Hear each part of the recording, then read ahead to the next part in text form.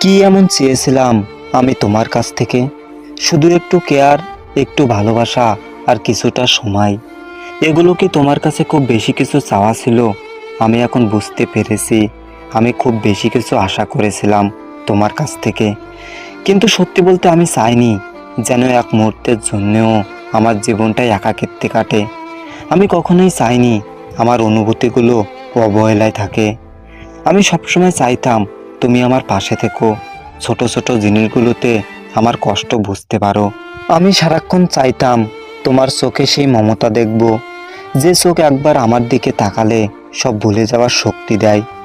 তবে আমার আশা ছিল খুব ক্ষুদ্র, আর সেটাও তুমি পূরণ করতে পারলে না।